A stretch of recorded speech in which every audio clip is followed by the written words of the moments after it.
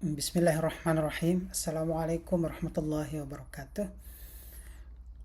My dear students, welcome back. I hope you are all doing well today and ready to learn something new regarding our error analysis course. Alhamdulillahi Rabbil Alameen. We thank Allah for giving us the opportunity together and learn together again on this good occasion. Inshallah, we will learn about common errors in using preposition in English. This is our topic for today's meeting. This is a very important topic because even small mistakes in preposition in English can change the meaning of a sentence. So let's learn together and improve our English step by step, inshallah.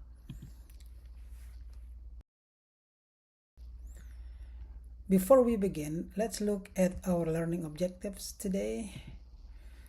Inshallah, by the end of this session, you will be able to identify common errors in using preposition in English, and you will also learn how to understand the correct use of preposition, especially in common expressions.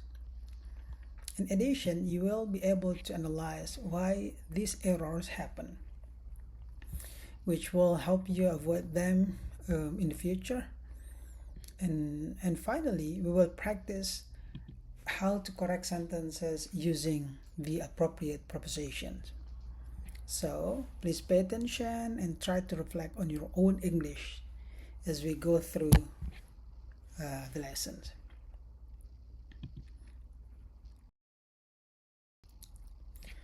Alright, let's start with a simple warm-up activity. Please look at these three sentences carefully.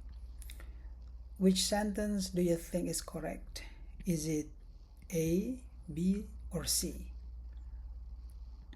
So take a moment, think about your answer, and you may pause this video to think, to reflect, and to analyze. And don't worry if you are not sure yet, just choose the one that sounds most natural to you. Okay, let's check the answer together. Okay.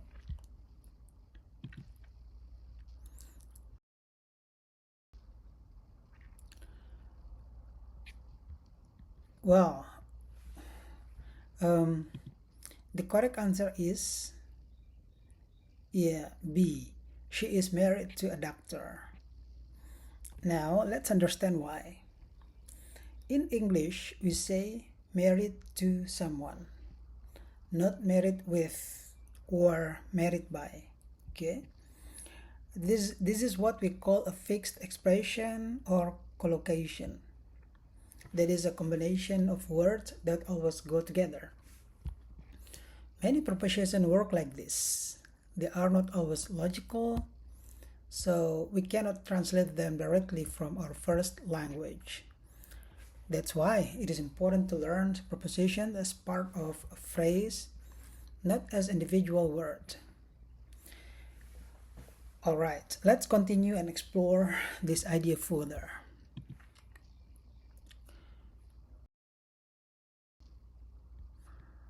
Let's understand what prepositions are. Prepositions are small but very important words in English. Some common examples are in, on, at, to, for, and with. These words help us show relationship between things, For example, they can show place like in the room or on the table. They can also show time like at 7 o'clock or on Monday. And sometimes they are used in fixed expressions like married to, which we saw earlier in the previous slide. So even though prepositions are small, they play a very important role in making our sentences clear and correct. Okay?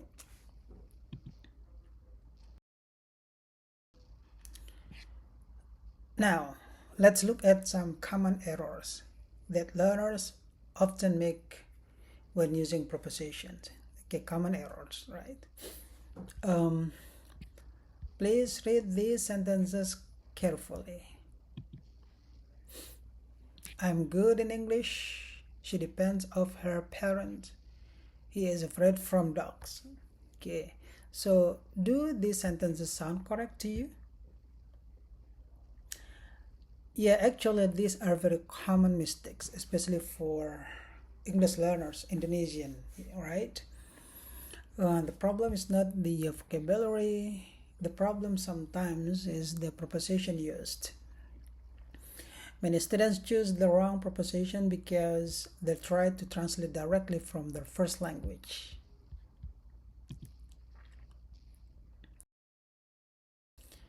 Now let's think more deeply. Why do these errors happen? Yeah, there are several common reasons. First, many learners translate directly from their first language. In our case, many learners translate directly from Bahasa Indonesia or Indonesian language. To look at further, in Indonesian or in Bahasa Indonesia, one word can sometimes match different preposition in English. So students may choose the wrong one. And the second, in English, one verb or adjective can only go with a specific preposition. Yeah, for example, we say depend on, not depend off. Okay. And third, sometimes students memorize incorrect patterns and they keep using them again and again. So the key point here is prepositions are not always logical. That's why we need to learn them as a fixed combination, not translate them word by word.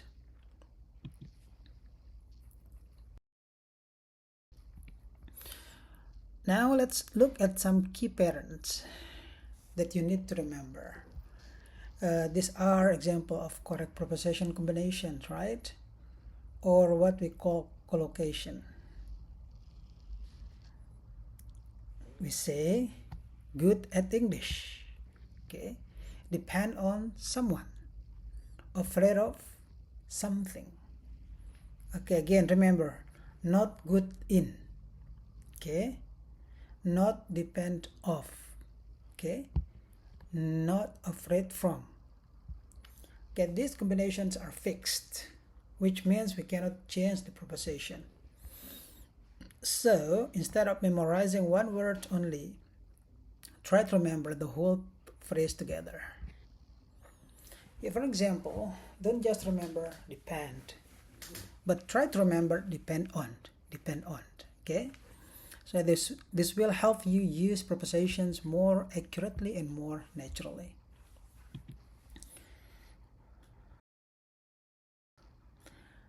All right, now let's practice together. Please look at these sentences and try to correct the prepositions error.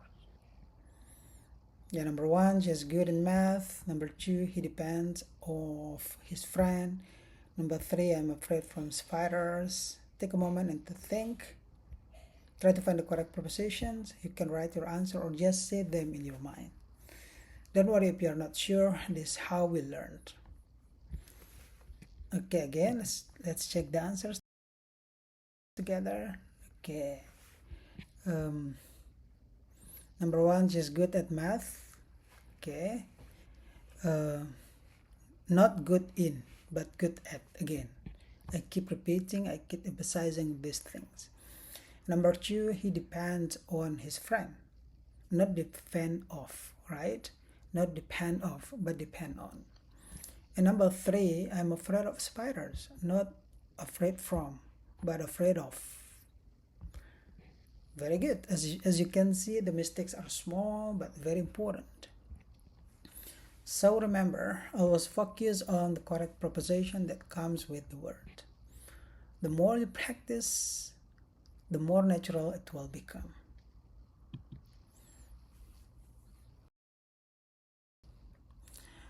Now let's take a moment to reflect on our own learning. Ask yourself, do I often translate directly from my first language when using English? Okay. Do I sometimes use the wrong prepositions without realizing it? Okay. Or maybe, do I memorize words but not the full expressions? These are very normal challenges for English learners. The important thing is to become aware of these patterns, okay? Because when you are aware, you can start to improve. So from today, try to pay more attention to prepositions in phrases, not just individual words.